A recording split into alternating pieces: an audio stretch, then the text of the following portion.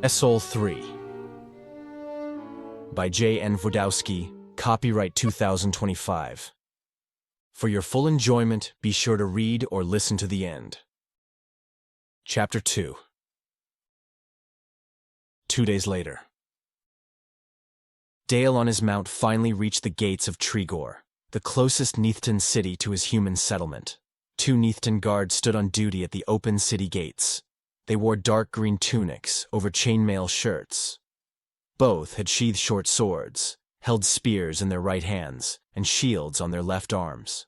A white birch tree was painted on their shields and woven into the fabric of their leather-belted tunics. Standing at the height of his horse, they ordered him to halt. Speaking common, the very lightly shaded green-skinned guard on his right addressed him. "Where do you think you are going, human?" Dale smiled and reached into his saddlebag, pulling out a handwritten parchment scroll. It was written in Neethish. Dale had no idea what it said. Greendale had written it for him. The guard unrolled the scroll and surprisingly looked up at Dale. "Uixtiep reploxel. Sorry, I have no idea what you're saying. I am just the courier. I didn't write it." The guards both looked at each other. Their large green oval-shaped eyes spoke in Neethish. The first guard handed the scroll back to Dale. "Take the main road to the center of the city. Go to the guard post in front of the palace." Zlerp. One of the few words he knew in Neethish. The other guard warned him in a heavier accent. "Stay main road, no detour."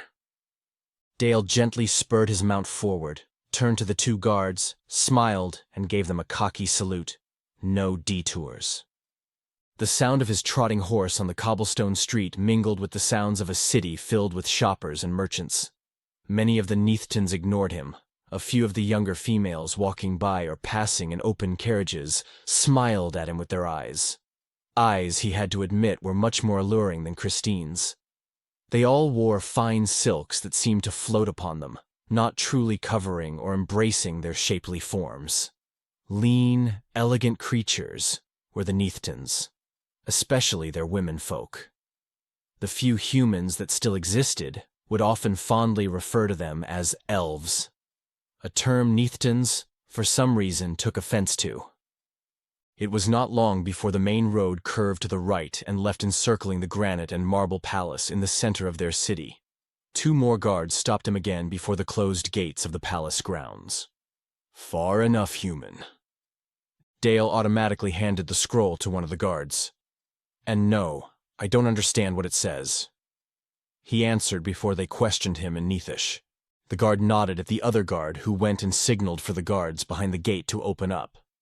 "There are stables to the right of the main entrance. You can leave your mount there, then up the main steps. Show them this to those guards."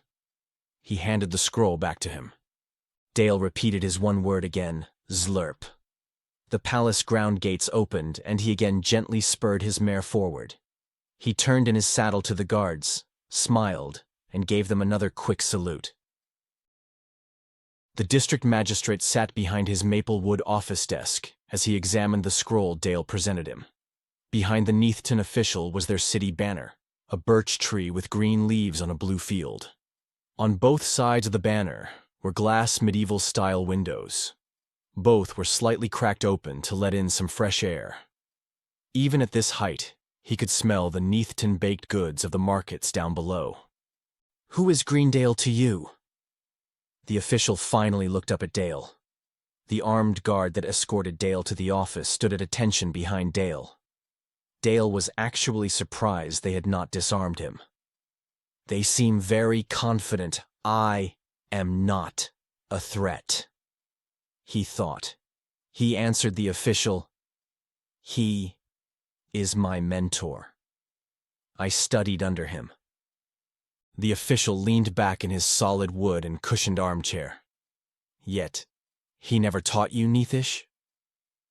"I never even knew he knew your language. My lessons were survival skills, combat, and logic." "Logic?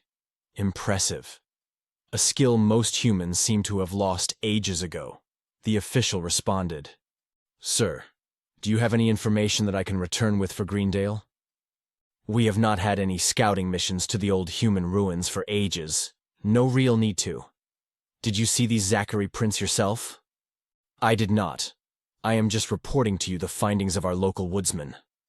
Dale started to feel this was a waste of a trip. It was then a Neethton in fine silks and wearing a gold leaf crown entered the office. The official behind the desk quickly rose and bowed. Please, magistrate, as you were. I heard you have a human in audience? The young prince walked into the room. His personal guards remained outside the office. He stood in front of Dale and looked at him and smiled. Dale gave him a slight bow of the head. So you're a human. Yes, I am a human. Rare breed nowadays. The prince responded. What brings you to our fair city? The official handed the prince the scroll that Dale had brought. The prince read it. Interesting. His emerald eyes rose from the document and looked at Dale. His eyes had a sparkle to them that none of the others had. You saw Zachary's this far from the ruins? Ah, no, sir. I didn't see them myself. I am just the messenger. The prince turned to the official who was still standing. See to this, magistrate. He then turned back to Dale. Nice meeting you, human. Dale. My name is Dale. Okay, Dale. I shall remember. The prince left as suddenly as he had entered. Continued in Chapter 3. Please give your support by liking, sharing, commenting, and subscribing. Continue to Chapter 3.